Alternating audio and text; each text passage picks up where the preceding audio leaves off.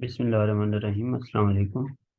जैसा कि कुछ स्टूडेंट्स से हमें काफ़ी रिक्वेस्ट मिली थी, एक दो टॉपिक थे जो मैं चाह रहा था आप लोगों को जनरल उसका आइडिया दे दूं, ताकि परसों ज़ाहिर है आप लोगों का पेपर है। तो ये मैं भी समझता हूँ कि ज़रूरी था आप लोगों को ज़रा इंगेज करना इसमें, आपको हाउ नो हो जाए इन चीज़ों के बारे में कि ऑडिट टेक्निक्स कौन कौन से होते हैं। ज़ाहिर है आप अगर ऑडिट को देखते हैं तो उसमें सबसे पहले यही चीज़ आती है कि ऑडिट क्या होता है, ऑडिट की टाइप्स कौन कौन सी होती हैं, ऑडिट रिपोर्ट्स कौन कौन सी होती हैं, और ऑडिट टेक्निक्स कौन कौन सी हो सकती हैं कि जो जिनको आप अडॉप्ट करते हुए ऑडिट करते हैं किसी भी ऑर्गेनाइजेशन का।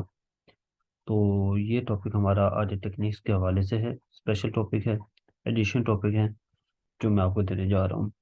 तो जैसा कि हमने पढ़ा था कि ऑडिट क्या होता है, audit is an independent examination of the financial information जो होती है उसको आप इंडिपेंडेंटली बगैर किसी बाइस के ऑडिट करते हैं, उन्हें चेक करते हैं। तो ये आपका ऑडिट होता है, ताकि कोई फाइन जो ऑडिट रिपोर्ट जो है वो आप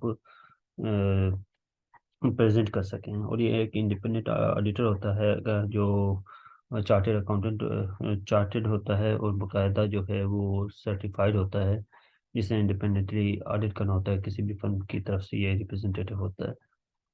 तो चार किस्म की मैंने आपको बताया था वो ऑडिट रिपोर्ट्स पेश करता है। वो रिपोर्ट्स कौन सी हो सकती हैं? क्वालिफाइड रिपोर्ट हो सकती है, अनक्वालिफाइड हो सकती है, एडवर्स हो सकती है, और डिस्क्लेमर रिपोर्ट भी वो हो सकती है।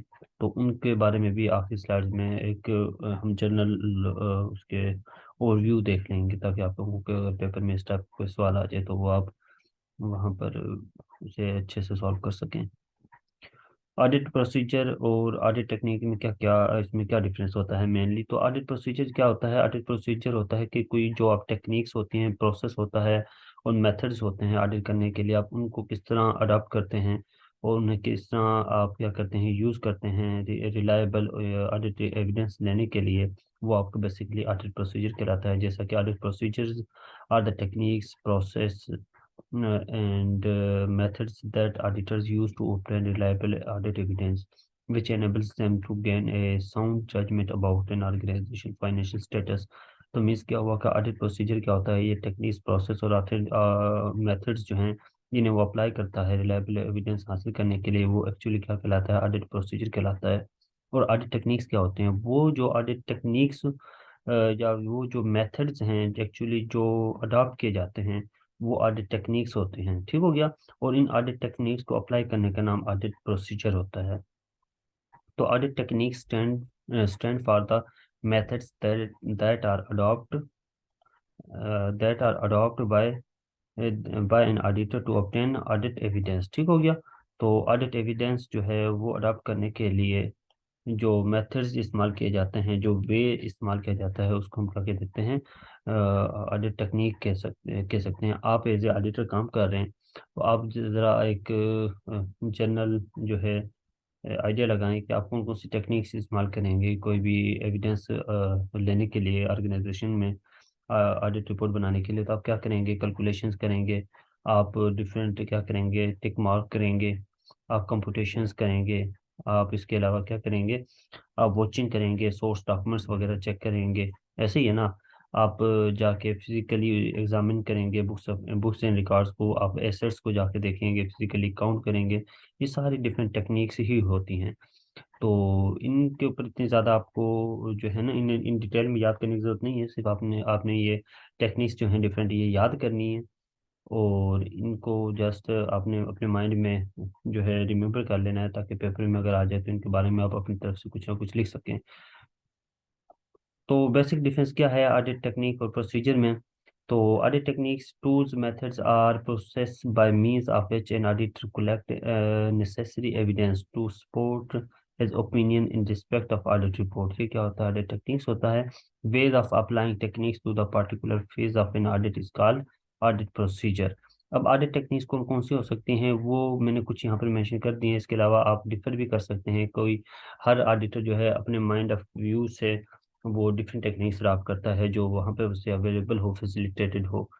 तो आधे टेक्निक्स कुछ जो मैंने मेंशन किए हैं वो पोस्टिंग वेरिफिकेशन हो सकती है, वॉचिंग हो सकती है, कंफर्मेशन हो सकती है, फिजिकल एग्जामिनेशन हो सकती है, रिकॉन्सिलेशन हो सकती है, टेस्टिंग हो सकती है, एनालिसिस ऑफ फाइनेंशियल स्टेटमेंट भी आधे टेक्निक्स में आता है, इंस्पेक्शन है, ऑब्जर्वेशन है, आपकी डॉक्यूमेंट्री एग्जामिनेशन है, आपकी आप स्कैनिंग करते हैं, आप क्या करते करते हैं, इलेक्ट्रॉनिक डेटा प्रोसेसिंग कर रहे होते हैं, इंक्वायरी कर रहे होते हैं, कंप्यूटेशंस कर रहे होते हैं, एनालिटिकल रिव्यू कर रहे होते हैं, कंप्लायंस टेस्ट कर रहे होते हैं, या सब्सटेंसिव टेक्निक होती है, और या आप क्या करते हैं, कंप्यूटर सॉफ्टवेयर वगैरह जो हैं, कंप्यूटर असिस्ट टेक्निक्स को इस्तेमाल करते हैं, मीन्स के कंप्यूटर वगैरह सॉफ्टवेयर को आप अकाउंटिंग जो सॉफ्टवेयर हैं उन्हें इस्तेमाल करते हैं ऑडिट करने के लिए। हम इनको वन बाय वन जो है एक बर्ड व्यू कर लेते हैं हल्का सा।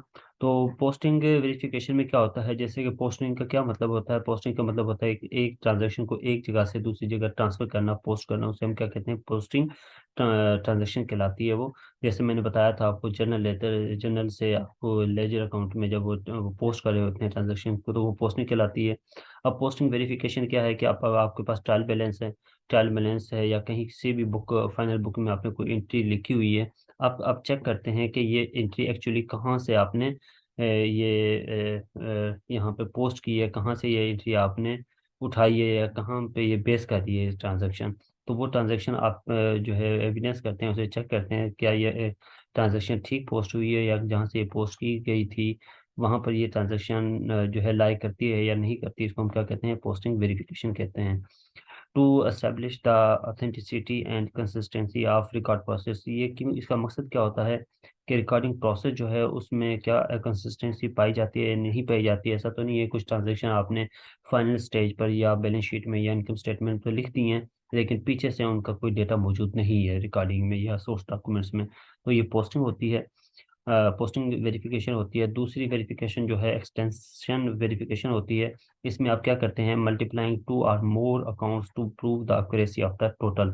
आप क्या करते हैं, दो या तीन अकाउंट्स को आपस में मल्टीप्लाई करते हैं, या उन्हें जो है सम अप करते हैं, या उन्हें डिवाइड करते हैं, ताकि आप चेक कर सकेंगे जो टोटल है वो क्या बिल्कुल ठीक है, या उसकी एक्यूरेसी बिल्कुल ठीक है। मिसाल के तौर पर एक जर्नल आपने बनाया था, उसमें काफ़ी सारे आपने, या एक बुक, छोटी सी बुक ऑफ एंट्री आपने बनाई थी, जिसमें आपको जितने भी आपके अकाउंट रिसीवेबल थे उनके हवाले से ट्रांजैक्शन वगैरह राइट डाउन कर रहे थे।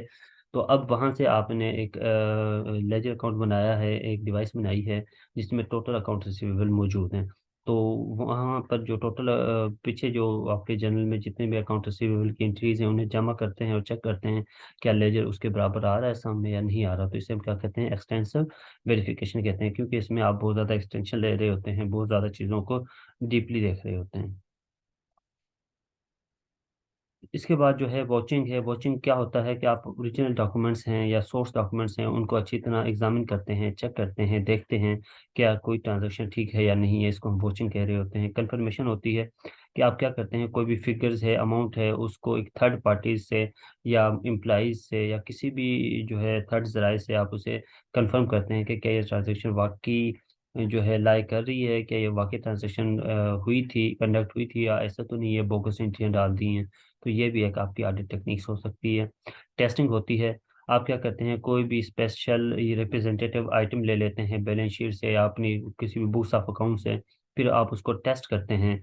क्या करते हैं, आप उसको डिफरेंट वे तरीके से गुजारते हैं, डिफरेंट मेथड्स जो हैं अकाउंटिंग साइकिल से गुजारते हैं, और चेक करते हैं क्या इसका रिजल्ट जो है वाकई यही रिजल्ट आता है जो इन्होंने फाइनेंशियल स्टेटमेंट्स में शो कराया हुआ है, या इसके बरक्स या अपोजिट कोई रिजल्ट तो नहीं आता। मिसाल के तौर पर नेट प्रॉफिट जो है उन्होंने आपका बैलेंस शीट से उठाया था ऑन इक्विटी स्टेटमेंट से, तो अब नेट प्रॉफिट कितना आया है उसको वो चेक करते हैं, इनकम स्टेटमेंट देखते हैं, टोटल एक्सपेंसेस को देखते हैं, रेवेन्यूज को देखते हैं, फिर सोर्स डॉक्यूमेंट्स तक जाते हैं, तो वो एंड अप कंक्लूजन देखने के लिए वो टोटल रिकॉर्ड को छानबीन कर देते हैं, इसे टेस्टिंग कहते हैं।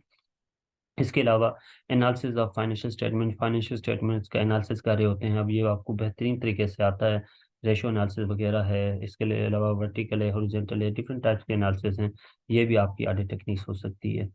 फिजिकल एग्जामिनेशन है कि आप क्या करते हैं, फिजिकली डिफरेंट आपके एसेट्स हैं उन्हें जाकर आप वेरीफाई करते हैं, उन्हें एग्जामिन करते हैं कि क्या आपका स्टॉक जो है वो बिल्कुल इतना ही पड़ा हुआ है जितना बैलेंस शीट में शो कराया गया है, या इसके अलावा जो आपकी मशीनरी थी क्या वो वाकई ही एग्जिस्ट करती है। ऐसा तो नहीं है कि वो क्या मशीनरी मौजूद ही नहीं है और इन्होंने मशीनरी बैलेंस शीट में शो करा दिया ताकि एसेट्स को ज़्यादा शो करा सके।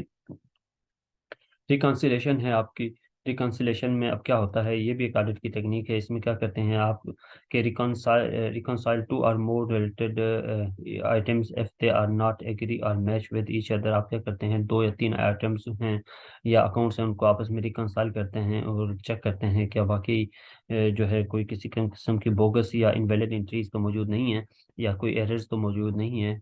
रिकॉन्साइल का मतलब होता है कि एक चीज़ को दूसरी चीज़ के साथ मैच कर रहे होते हैं आप।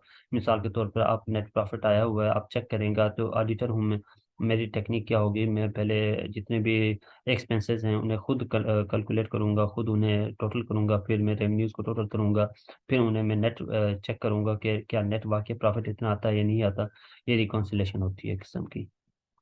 इसके अलावा डॉक्यूमेंट्री एग्जामिनेशन होती है। डॉक्यूमेंट्री एग्जामिनेशन क्या होती है कि आप डॉक्यूमेंट्स को एक्चुअली जो है चेक कर रहे होते हैं, और चेक किस तरह कर रहे होते हैं, आप थर्ड पार्टीज जो होती हैं, जो आपके जो आपको सर्विस प्रोवाइडर कर रहे होते हैं, या आपके सप्लायर जो होते हैं, उनके पास भी एंट्री जा जाके चेक कर रहे होते हैं कि वहाँ पे भी ये डॉक्यूमेंट्री एविडेंस मौजूद है। ऐसा तो नहीं है कि सिर्फ आपने अपने पास बोगस एंट्रियाँ बना ली थी, बोगस डॉक्यूमेंट्स बना लिए थे और अपने रिकॉर्ड में आपने रख दिए थे, और आपके जो पार्टी हैं, जो आपके क्रेडिटर्स हैं, आपके डेटर्स हैं, या आपके क्लाइंट्स हैं, उनके पास इसके भी कोई एंट्री मौजूद नहीं है।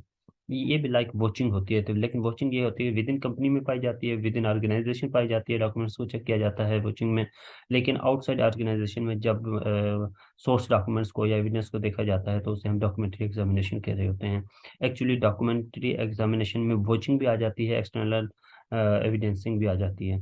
स्कैनिंग है, make a wide search to find out which of the entries are regular, consistent and logical। Scanning में आप क्या करते हैं कि जनरल बर्ड व्यू ले लेते हैं, जनरल चीज़ों को देखते हैं कि पिछले साल में ये चीज़ें इस तरह की पाई जाती थी, तो इस साल में भी ज़ाहिर है ऑफ कोर्स इस टाइप की ही पाई जाएंगी, या अगले साल में भी इस टाइप की पाई जाएंगी। तो इस तरह आप क्या करते हैं, जनरल जनरल आइटम्स को ले लेते हैं जो रेगुलर रेगुलर आइटम्स होते हैं, आपके ऑर्गेनाइजेशन में हो रहे होते हैं। मिसाल के तौर पर बेड डेट्स हैं, में भी ज़्यादा चांस होता है कि बेड हर साल सेम होते हैं, डेप्रिसिएशन हर साल सेम होती है, तो इनको आप आइटम्स को ले लेते हैं क्योंकि ये रेगुलर इंक्रीज होती हैं, और चेक करते हैं क्या इस अगर इनमें आपकी कंपनी में जितने अकाउंटेंट थे, जितने एम्प्लॉयज थे, अगर इसमें उन्होंने बोगस एंट्रियाँ डाली हुई हैं, इट्स मीन के बाकी आइटम्स में भी उन्होंने बोगस एंट्रियाँ डाली हुई होंगी। ऑब्जर्वेशन है, वो क्या करते हैं, पॉलिसीज हैं, आपके प्रोसीजर्स हैं, आपने आपके ऑर्गेनाइजेशन के प्लान्स हैं, ऑब्जेक्टिव्स हैं, जो आप सबसे पहले एक ऑर्गेनाइजेशन में बनाते हैं कि हमने ये plans, objectives and policies adopt करनी है अपनी ऑर्गेनाइजेशन को फॉरवर्ड करने के लिए, इसको एक हायर रैंक पे पहुंचाने के लिए।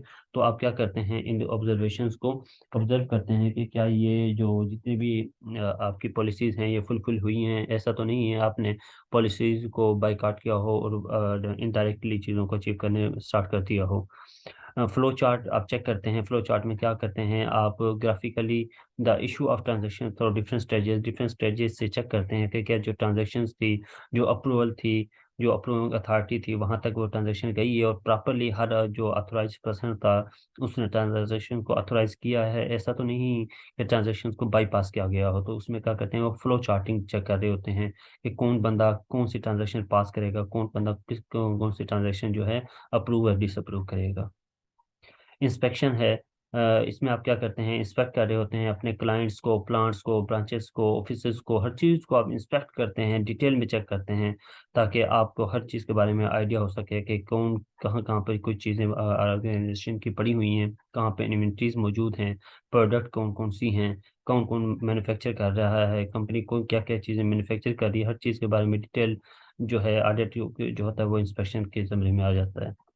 तो इसके अलावा दूसरी अदर ऑडिट टेक्निक्स भी हैं जो कुछ ऑडिटर्स अडॉप्ट करते हैं। उसमें इंक्वायरी है, कंपुटेशंस हैं। इंक्वायरी से क्या मतलब मुराद है कि कोई भी आप स्पेशल पर्सन पार्टी जो है सेलेक्ट कर लेते हैं और उससे इंक्वायर करते हैं कि इस कंपनी में ये ट्रांजेक्शन होती हैं, कब क्यों होती हैं, कब होती हैं, तो कौन इसे अप्रूवल देता है, ताकि बस जो है फाइनल रिजल्ट तो यही होता है ना कि किसी ना किसी तरह गलती निकालना कंपनी के बारे में। तो ये इंक्वायरी होती है। कंप्यूटेशन में वही चीज़ आ जाती है कि आप रिकैलकुलेशंस कर रहे होते हैं चीज़ों को। मैनेजमेंट रिप्रेजेंटेशन में क्या होता है कि आप मैनेजमेंट से दो तीन बंदे उठा लेते हैं और उनसे इंक्वायरी करते हैं, उनसे पूछते हैं कि हाँ जी बताएं ये ट्रांजैक्शन इस कंपनी में क्यों हुई है, ये बोगस एंट्री हुई है, आप हमें बताएं ये बोगस एंट्री क्यों हुई है। एक्चुअली होती नहीं है, लेकिन प्रेशराइज करते हैं ताकि वो कुछ ना कुछ तो बताएंगे, कुछ ना कुछ तो वो निकालेंगे। इससे मुझे एक दफ़ा याद आता है, एक दफ़ा हम ऑडिट पे गए हुए थे, स्टेशन में। तो वहाँ पर अब हमें ज़ाहिर है नए लोग थे, हम अनएक्सपीरियंस पर्सन थे। अब हमें ये था कि भाई यार किस तरह ऑडिट किया जाए रेवेन्यू डिपार्टमेंट का। तो अब हमारे पास कोई आइडिया नहीं था। 25-30 पटवारी साहिबान आ गए थे। तो हमने कहा कि चलें इनसे ही रास्ता ढूंढते हैं ऑडिट का। तो हमने एक एक पटवारी को बुलाते गए और उससे पूछते गए ऐसे कि भी क्या किया आपने, ये एंट्री क्यों हुई है, ये एंट्री क्यों हुई है। हमें कुछ चीज़ का पता नहीं था, लेकिन हमने शो ऑफ ये इस तरह कराया जैसे हमें तो हर चीज़ का पता है। तो वो खुद ही उगलते गए एक एक चीज़ और खुद ही फंसते गए, और हमें चीज़ों जो है एक्सप्लोर होती गई हमें। और बिलाखिर हमने क्या किया, मैनेजमेंट रिप्रेजेंटेटिव ऑडिट किया, और हमने एक अच्छा ऑडिट कंडक्ट किया था शुरू शुरू में। इस टाइप की जो है वो मैनेजमेंट रिप्रेजेंटेटिव में आ जाती है। सैम्पलिंग टेक्निक्स जो हैं वो भी आप अडॉप्ट करते हैं। आप रैंडम सैम्पलिंग कर लेते हैं कि कोई कोई जहाँ से दिल की आपका वो जो है आइटम्स उठा लिया ऑडिट के लिए, वो पर्सन उठा लिए, वो ट्रांजेक्शन उठा लिए अपनी मर्जी से रैंडमली। या आप क्या करते हैं, स्ट्रेटिफाइड सैम्पलिंग कर लेते हैं या सिस्टमेटिकल सैम्पलिंग कर लेते हैं कि पहले आपने मतलब एक ख़ास सिस्टम के तहत चीज़ों को क्या करते हैं आप सिलेक्ट करते हैं ऑडिट के लिए। कंप्लाइंस टेक्निक्स इस्तेमाल करते हैं, सब्सटेंटिव टेक्निक्स इस्तेमाल करते हैं, एनालिटिकल रिव्यू कर रहे होते हैं या एनालिटिकल टेस्टिंग कर रहे होते हैं, और कंप्यूटर असिस्ट अकाउंटिंग टेक्निक्स भी इस्तेमाल कर रहे होते हैं। अब इसमें तीन जो हैं इंपॉर्टेंट टर्म्स इस्तेमाल हुई हैं, कंप्लाइंस, सब्सटेंटिव एंड एनालिटिकल। इन्हें आगे चल के ज़रा देख लेते हैं। अच्छा जी, एनालिटिकल प्रोसीजर में आप क्या करते हैं, इसमें आप अकाउंटिंग मेथड्स जो होते हैं, एवल्यूशन जो होती है, पॉलिसी होती है मैनेजमेंट की, आप उसको क्या करते हैं, चेक कर रहे होते हैं। तो क्या होता है, the purpose of analysis is to ensure consistency of accounting methods and also to evaluate the efficiency of management by comparing the results of the several years. The several analytical procedures are reconciliation, ratio analysis and variance analysis वगैरह। तो analytical procedure में क्या करते हैं आप, जो accounting methods होते हैं, जो एवेल्युएशन मेथड्स होते हैं, उन्हें आप क्या करते हैं, चेक करते हैं कि मैनेजमेंट ने पिछले जो साल थे उनमें कौन कौन से अकाउंटिंग मेथड इस्तेमाल किए थे, कैलकुलेटिव मेथड इस्तेमाल किए थे या डेप्रिसिएशन मेथड इस्तेमाल किए थे, क्या वो आज भी इस्तेमाल हो रहे हैं। तो मतलब कि क्या हुआ कि रेशो वगैरह, रिकन्सिलेशन वगैरह, वेरिएंस वगैरह जो इस्तेमाल की जाती है उसे हम एनालिटिकल प्रोसीजर कह रहे होते हैं। कंप्लायंस टेक्निक्स में क्या होता है कि इसमें आप चेक करते हैं कि क्या कंपनी जो है, जो स्टैच्यूटरी लॉज हैं, लोकल लॉज हैं या इंटरनल रूल्स एंड रेगुलेशंस हैं, डिसीजंस हैं, क्या उनको कंप्लाई कर रही है, क्या उनका कंप्लायंस किया जा रहा है या नहीं किया जा रहा है, इसको हम कंप्लायंस टेक्निक्स कहते हैं। और सब्सटेंटिव टेस्टिंग में क्या होता है, substantive testing is an audit procedure that examine the financial statements and supporting documents to see if the certain content errors and frauds। तो इसमें क्या होता है कि सब्सटेंटिव टेस्टिंग में हम क्या करते हैं, हम फाइनेंशियल स्टेटमेंट्स को देखते हैं, और फाइनेंशियल स्टेटमेंट्स को देखते हुए हम इनके अगेंस्ट जो है जो सपोर्टिंग डॉक्यूमेंट्स होते हैं उनको वेरीफाई कर रहे होते हैं। कि मिसाल के तौर पर हमारे पास एक मशीनरी है, बैलेंस शीट में शो हो रही थी, प्लांट एंड मशीनरी 1 लाख रुपए की, और उसके ऊपर डेप्रिसिएशन 20,000 रुपए की शो हो रही थी। तो हम क्या करेंगे, अब देखेंगे कि वाकई 1 लाख की मशीनरी परचेज हुई थी और कब हुई थी, और उसके अगेंस्ट हम देखेंगे कि 20,000 की जो जो अक्यूमुलेटेड डेप्रिसिएशन है, मतलब कि जो 2-3 साल की इकट्ठी जो डेप्रिसिएशन है उसे हम अक्यूमुलेटिव डेप्रिसिएशन कहते हैं। क्या वाकई वो सही कैलकुलेट की गई है या नहीं की गई, या वो एक्चुअली बेस करती है या नहीं बेस करती, इसके हम क्या करते हैं, इसे सब्सटेंटिव टेस्टिंग कह रहे होते हैं। तो ये कुछ टेक्निक्स हैं, ये आप देख लेंगे और याद भी कर लेंगे, ये आपके पेपर के लिए इंपॉर्टेंट सवाल है एक किस्म का। तो टेक्निक्स ही याद करनी है आपने। ज़रूरी नहीं है 15-20 देने का, मकसद ये है कि आपको 10-12-13 तो जो है इंशाल्लाह ताला याद रह जाएंगी पेपर में। इसके अलावा पहले भी मैंने आप लोगों से डिस्कस किया था कि हम जनरल एक डिस्कशन सेशन कर लेंगे, तो उसमें ऑडिट रिपोर्ट को भी हम देख लेंगे। तो ऑडिट, जब ऑडिट हो गया, आपने ऑडिट टेक्निक्स इस्तेमाल कर ली, उसके बाद अब आपको ज़रूरत है कि आपने एक ऑडिट रिपोर्ट पेश करनी है। अब ऑडिट रिपोर्ट 4 किस्म की हो सकती हैं, वो क्वालिफाइड हो सकती है, अनक्वालिफाइड हो सकती है, वो डिस्क्लेमर रिपोर्ट हो सकती है, या वो एडवर्स रिपोर्ट भी हो सकती है। तो इन चारों को हम वन बाय वन देख लेते हैं। सबसे पहले चलते हैं हम अनक्वालिफाइड रिपोर्ट या अनक्वालिफाइड ओपिनियन, या जिसे हम क्लीन रिपोर्ट भी कहते हैं। अनक्वालिफाइड जैसे नाम ही बताता है कि जो ऑडिटर था वो अनक्वालिफाइड रहा, मतलब कि क्वालिफाई नहीं किया उसने कोई जो एरर्स एंड डिटेक्शन वगैरह के लिए, बल्कि वो अनक्वालिफाई रहा, उसे कोई एरर्स मतलब गलतियां वगैरह नहीं मिली। उसने देखा कि जितने अकाउंट फाइनेंशियल स्टेटमेंट्स बनी हुई हैं कंपनी की, वो बिल्कुल ठीक बनी हुई हैं, उसमें किसी किस्म का मसला नहीं है। अकाउंटिंग गैप्स जो हैं वो सारे जो है अप्लाई किए गए हैं, किसी किस्म का कोई मसला नहीं है। तो इसका मतलब ये हुआ कि जो अकाउंटिंग फाइनेंशियल स्टेटमेंट्स हैं, जो फाइनेंशियल स्टेटमेंट्स हैं वो ट्रू एंड फेयर्स हैं, उसमें किसी किस्म का कोई अभाव मौजूद नहीं है। तो ये एक पॉजिटिव साइन होता है हर कंपनी के लिए कि उसने जो फाइनेंशियल स्टेटमेंट्स बनाई हैं एक्चुअली वो बिल्कुल ठीक हैं। तो इन्वेस्टर्स क्या करते हैं, वो वो बड़े इस चीज़ को पॉजिटिव लेते हैं और उस कंपनी में ज़्यादा इन्वेस्ट करते हैं। वो कहते हैं कि इसकी कंपनी जो है ये बड़ी अच्छी है। जैसे कि जो जहांगीर ग्रुप है, शुगर मिल्स का, पाकिस्तान का बड़ा नाम है इसमें ऑडिट के लिए, क्योंकि वो बड़ी अच्छी फर्म से बड़े अच्छे ऑडिटर्स उसका ऑडिट कर रहे होते हैं। पाकिस्तान की टॉप जो ऑडिट फर्म्स होती हैं वो उसका ऑडिट करती हैं। इसलिए उसकी जो फर्म है उसमें उसके शेयर्स की प्राइस भी अच्छी होती है और वहाँ पर लोग ज़्यादा जो है इन्वेस्ट करना चाहते हैं। तो ये क्लीन या अनक्वालिफाइड रिपोर्ट होती है। क्वालिफाइड रिपोर्ट या क्वालिफाइड ओपिनियन क्या होता है कि मीन्स के जो ऑडिटर होता है वो क्वालिफाई कर जाता है, मतलब कि वो इस काबिल हो जाता है कि वो गलतियां ढूंढ लेता है फाइनेंशियल स्टेटमेंट्स में। तो जब क्या करता है, ये एक ऐसी किस्म की ऑडिट रिपोर्ट होती है जिसमें क्या करता है ऑडिटर, ये फाइंड आउट करता है कि ये जो ऑडिट रिपोर्ट, ये जो जितना भी फाइनेंशियल स्टेटमेंट्स हैं इनमें अभाव पाए जाते हैं, गलतियां पाई जाती हैं, और इनमें जो अकाउंटिंग गैप्स वगैरह हैं वो सही तरह अप्लाई नहीं किए गए। तो इस किस्म की जब वो गलतियां ढूंढता है, फ्रॉड ढूंढता है, तो वो क्या करता है, वो क्वालिफाइड रिपोर्ट क्या करता है, इशू करता है। The company's financial reporting does not comply with the GAAP guidelines, auditor may have no choice but to give in qualified opinion. मतलब क्या हुआ, ऑडिटर के पास कोई चॉइस नहीं होता कि वो क्वालिफाइड ओपिनियन के अलावा, तो वो क्या करता है, क्वालिफाइड ओपिनियन इशू करता है, क्योंकि उसे पता चल जाता है कि ये यहाँ पर जो ऑडिट, जो अकाउंटिंग रूल्स एंड रेगुलेशंस हैं या गैप गाइडलाइंस हैं उनको फॉलो नहीं किया गया। It is most similar to the unqualified opinion except for the statement that the show the company is not compliant with GAAP. तो ये सेम होती है अनक्वालिफाइड रिपोर्ट, अनक्वालिफाइड ओपिनियन के। सिर्फ इसमें ये डिफरेंस होता है कि ये अगर जितने भी अकाउंटिंग रूल्स जो हैं वो अगर अप्लाई ना किए गए हों फाइनेंशियल स्टेटमेंट बनाते हुए, तो हम क्या कहेंगे कि उसी रिपोर्ट को, जो अनक्वालिफाइड रिपोर्ट थी उसी को हम क्वालिफाइड रिपोर्ट कह देंगे। तो ये एक नेगेटिव साइन होता है कंपनी के लिए। तो लोग जो हैं वो ट्रस्ट नहीं करते इसी कंपनी के ऊपर कि इसकी तो ये रिपोर्ट ही अच्छी नहीं है, ये तो अकाउंटिंग गैप्स को सही तरह अप्लाई नहीं करते, सम हाउ कहीं कहीं ना कहीं ये गड़बड़ है कंपनी के अंदर। तो वो लोग ज़्यादा इन्वेस्ट भी नहीं करते इस किस्म की कंपनीज के लिए। तो थर्ड जो होती है वो होती है डिस्क्लेमर रिपोर्ट, जिसे हम डिस्क्लेमर ओपिनियन भी कहते हैं।